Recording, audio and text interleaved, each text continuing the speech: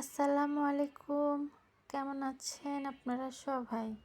আলহামদুলিল্লাহ আমিও ভালো আছি। আশা করি আল্লাহর রহমতে আপনারাও ভালো আছেন। আজকে আপনাদের মাঝে শেয়ার করব কাঁচকলা। আমি মূলত যেভাবে কাঁচকলাটা রান্না করি ওভাবে আপনাদের মাঝে শেয়ার করব। কাঁচকলাগুলোকে আমার সাইজ অনুযায়ী আমি কেটে সুন্দর করে ধুয়ে পরে এটাতে হলুদ লবণ মেখে ভেজে নিয়েছিলাম। তারপর রান্না করার যাবতীয় মশলা যা আছে পেঁয়াজ রসুন মাছ রান্না করার যে মশলাগুলো আছে সেগুলোকে আমি খুব ভালোভাবে কষিয়ে নিয়েছিলাম।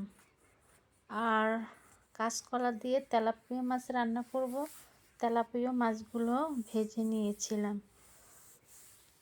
আমি কথাগুলো খুব সংক্ষেপে বলছি, ভিডিওটাও সংক্ষেপে বানাচ্ছি আপনাদের সুবিধার জন্য, যেন সংক্ষেপের ভিতরে আপনারা বুঝতে পারেন কিভাবে আমি রান্নাটা করেছি।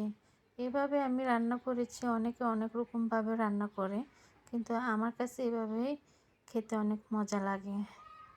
আর কাঁচকলার মধ্যে আছে প্রচুর পরিমাণ ভিটামিন।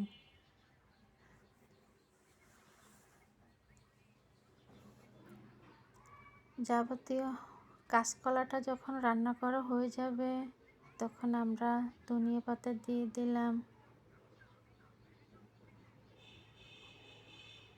সবাই ভালো থাকবেন, সবার পাশে আছি ইনশাল্লাহ। সবাই মিলে এগিয়ে যাব বহুদূর। ভিডিওটি ভালো লাগলে লাইক সাবস্ক্রাইব করে পাশে থাকবেন। ধন্যবাদ। আল্লাহ হাফেজ।